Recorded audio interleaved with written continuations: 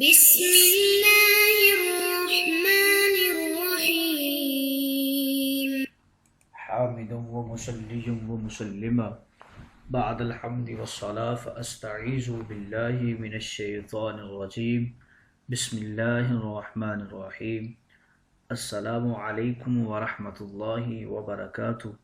عزیز طلبہ کرام، امید کرتا ہوں احباب خیر سے ہوں گے۔ انشاءاللہ آج ہم تفسیر جلالین کے درس نمبر 69 میں سپارہ نمبر 17 سے سورہ انبیاء کی منتخب کردہ آیات 29 سے لے کر 31 تک پڑھنے کی سعادت حاصل کریں گے، جن میں حسب سابق کلام باری تعالی و کلام مفسر کا ترجمہ ہوگا۔ ربط و تعلق آیات کو ذکر کیا جائے گا، کلام مفسر کی تشریح و توضیح کی سعادت حاصل کریں گے۔ آئیے طلبہ کرام بلا تاخیر بڑھتے ہیں اپنے آج کے درس کی طرف۔ رب تعالیٰ نے ارشاد فرمایا، بسم اللہ الرحمن الرحیم، وَمَن يَقُلْ مِنْهُمْ إِنِّي إِلَٰهٌ مِّن دُونِهِ فَذَلِكَ نَجْزِيهِ جَهَنَّمَ كَذَلِكَ نَجْزِي الظَّالِمِينَ۔ آئیے طلبہ کرام ان آیات مقدسہ کا ماقبل آیات کے ساتھ ربط اور تعلق جان لیتے ہیں۔ علماء و مفسرین کرام ان آیات کا ماقبل آیات کے ساتھ پہلا ربط اور تعلق کچھ یوں بیان فرماتے ہیں کہ پچھلی آیات میں اللہ تعالیٰ کی معبودیت کا ذکر ہوا کہ تمام مخلوق ملائکہ اسی کو معبود تسلیم کرتے ہیں۔ اب ان آیات کے اندر رب تعالیٰ کی ربوبیت اور تمام مخلوق کو پالنے، روزی مہیا کرنے اور آسمانوں سے رزق کے دروازے کھولنے کا ذکر ہو رہا ہے۔ گویا کہ یہ آیات پچھلی آیات کی دلیل ہیں، کیونکہ ربوبیت معبودیت کی دلیل ہے۔ دوسرا تعلق ان آیات کا ماقبل آیات کے ساتھ کچھ یوں علماء و مفسرین کرام پیش فرماتے ہیں کہ پچھلی آیات میں اگلے آنے والے زمانہ کے جہان یعنی جہنم کا ذکر کیا گیا، جو سزا جرم کے طور پر مجرموں کو ملنے والی ہے۔ اب ان آیات میں موجودہ جہاں کی نعمتوں کا ذکر کیا جا رہا ہے کہ اس جہان میں انسان اچھا عمل کر کے جہنم سے بچ سکتا ہے اور جہنم میں برا عمل کر کے جا بھی سکتا ہے۔ تیسرا تعلق ان آیات کا ماقبل آیات کے ساتھ کچھ یوں پیش فرماتے ہیں کہ پچھلی آیات میں کفار کی کفریات کا ذکر فرمایا گیا کہ رب تعالیٰ کے علاوہ دوسری مخلوق کو اپنی من پسندی سے معبود بنائے پھرتے ہیں، حالانکہ وہ ملائکہ تو اللہ کے مکرم بندے ہیں اور اس کے حکم سے ہی کام کرتے ہیں۔ اب ان آیات میں ان کاموں کی مختصر سی فہرست کو بھی ذکر کیا جا رہا ہے جو رب تعالیٰ فرشتوں کے ذریعے کرواتا ہے۔ آئیے طلبہ کرام ربط و تعلق آیات کے بعد بڑھتے ہیں آج کے درس کے ترجمہ کی طرف۔ بسم اللہ الرحمن الرحیم یہاں سے بتا رہے ہیں، وَمَن يَقُلْ مِنْهُمْ إِنِّي إِلَٰهٌ مِّن دُونِهِ، اگر ان میں سے کوئی بھی کہے کہ میں خدا کے سوا معبود ہوں، یعنی اللہ کے علاوہ میں ہی معبود ہوں، ایسا کہنے والا کوئی اور نہیں ہے، وہ تو ابلیس ہی ہے جس نے اپنی عبادت کی طرف، بندگی کی طرف بلایا ہے اور اپنی اطاعت کا حکم دیا ہے۔ فَذَلِكَ نَجْزِيهِ جَهَنَّمَ، ہم اسے بدلہ دیں گے جہنم کا، كَذَلِكَ، اور اسی طرح جیسے ہم اسے بدلہ دیں گے ان ظالمین مشرکین کو بھی ویسا ہی بدلہ دیں گے۔ أَوَلَمْ يَرَى، کیا نہیں دیکھتے وہ لوگ جنہوں نے کفر کیا ہے کہ بے شک آسمان اور زمین جو تھے کانتا رتقن، یہ تو ان کے تو منہ بند ہوئے تھے۔ ای صدن بمعنی مسدودن، رتقن کے حوالے سے ذکر کر رہے ہیں کہ یہ صدن کے معنی میں ہے، اور صدن مصدر جو ہے یہ مبنی للمفعول مسدود کے معنی میں ہے، یعنی آسمان و زمین کے تو منہ بند تھے۔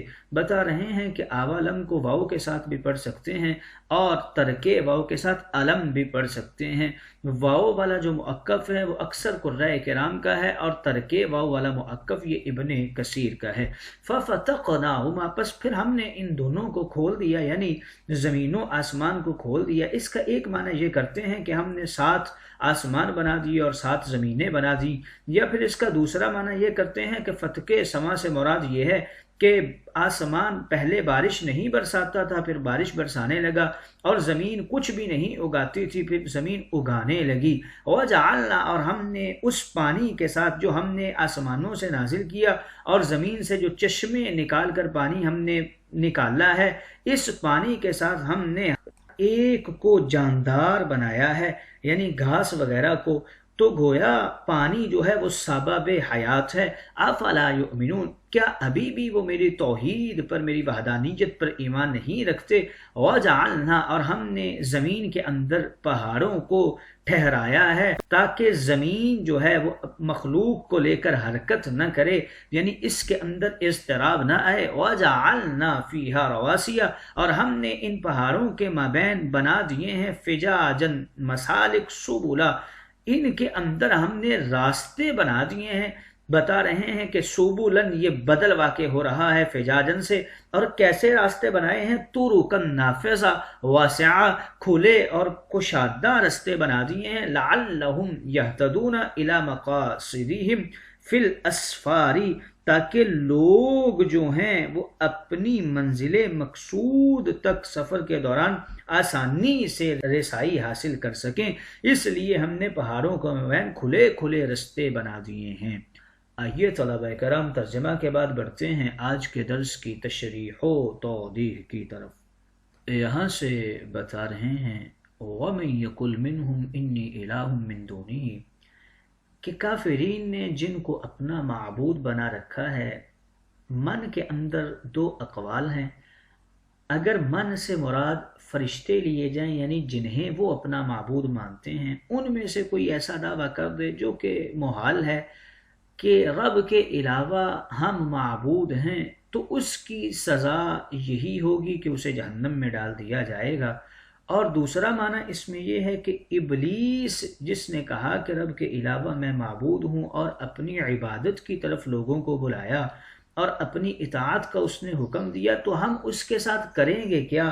ہم اسے جہنم کی سزا دیں گے۔ اور اسی طرح جیسے ہم نے اس ابلیس کو سزا دینی ہے، نجزی الظالمین، ہم اس کے پیروکاروں کو، یعنی جو اس کو مان لیں گے، مشرکین ہوں گے، ظالمین ہوں گے، اسے اپنا معبود بنا لیں گے، ہم انہیں بھی ایسی ہی سزا دیں گے۔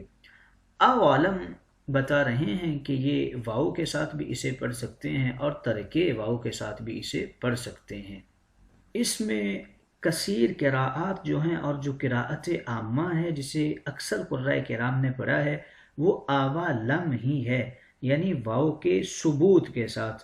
لیکن ابن کثیر نے، ابن محیسن نے، حمید نے، شبل بن عباد نے اسے علم تارا پڑھا ہے، یعنی واو کے بھی بغیر پڑھا ہے اور تا کے ساتھ پڑھا ہے۔ اور جو مصحف مکہ ہے اس میں تو آوا لم یارا جیسے یہاں پر مذکور ہے ایسے ہی پڑھا گیا ہے۔ یہاں سے بتا رہے ہیں کہ کیا یہ کفار جو ہیں ان کو پتہ نہیں کہ زمین و آسمان جو تھے یہ تو منہ بند تھے، پھر ہم نے ان کو کھولا ہے۔ یہاں پر رؤیت سے مطلقاً علم مراد ہے، خواہ وہ آنکھوں سے حاصل ہو یا استدلال اور عقل سے حاصل ہو۔ اس لیے آئندہ جو مضمون آ رہا ہے اس میں سے کچھ کا تعلق مشاہدہ سے ہے اور کچھ کا تعلق علم استدلالی سے ہے۔ اس آیت مقدسہ میں 2 لفظ جو قابل غور ہیں، رتق اور فتق، یہ 2 لفظ استعمال کیے گئے ہیں۔ رتق کے معنی ہوتے ہیں بند ہونا اور فتق کے معنی ہوتے ہیں کھول دینا۔ آیت کے الفاظ کا ترجمہ کچھ یوں ہوگا کہ آسمان اور زمین بند تھے، پھر ہم نے ان کو کھول دیا۔ اب کھولنے سے مراد کیا ہے؟ اس کی مراد میں مفسرین کرام نے مختلف اقوال نقل کیے ہیں۔ جمہور صحابہ اور جمہور مفسرین نے آسمان کے بند ہونے سے بارش کا نہ ہونا مراد لیا ہے، اور زمین کے بند ہونے سے زمین کی پیداوار کا بند ہونا مراد لیا ہے، اور کھولنے سے ان دونوں کا جاری ہونا مراد لیا ہے۔ اور بعض مفسرین جو ہیں انہوں نے رتق اور فتق کا یہ مطلب بھی بیان کیا ہے کہ ابتدا میں زمین و آسمان ایک ہی تھے، پھر کیا ہوا، پھر ہم نے ان دونوں کو الگ کر دیا۔ پھر آگے بتا رہے ہیں کہ جب ہم نے ان سب کو کھول دیا، زمین جو ہے وہ اپنے غلوں کو اگانے لگی اور آسمان جو ہے وہ اپنے پانی کو برسانے لگا، پھر ہم نے کیا کیا، وَجَعَلْنَا مِنَ الْمَاءِ كُلَّ شَيْءٍ حَيٍّ۔ یہ جملہ جو ہے یہ پہلی آیات کی تفسیر کے اوپر دال ہے، یعنی جو ہم نے پانی آسمان سے اتارا ہے اور زمین سے چشمے جو پھوٹ پڑے ہیں، اب ان کے ساتھ ہم نے کیا ہے کہ ہر جاندار کو ہم نے اس پانی کے ساتھ پیدا کر دیا ہے، اس کی تخلیق کر دی ہے۔ اور یہ بات روز اول کی طرح عیاں ہے کہ صرف حیوانات ہی نہیں بلکہ نباتات، جمادات، محققین کے نزدیک یہ ثابت ہے اور ظاہر ہے کہ پانی کو ان سب چیزوں کی تخلیق و ارتقاء میں بڑا اہم کردار حاصل ہے، گویا پانی ان کے لیے سبب حیات ہے۔ افلا یؤمنون، کیا یہ لوگ ابھی بھی میری توحید کا اقرار نہیں کرتے؟ وجعلنا، پھر ہم نے کیا کیا، ہم نے زمین کے اندر پہاڑوں کو قائم کر دیا ہے، ثابت کر دیا ہے، اللہ تمیدا، یہ کہ جو زمین ہے وہ حرکت نہ کرے، مخلوق کے لیے کوئی اضطرابی پیدا نہ کرے۔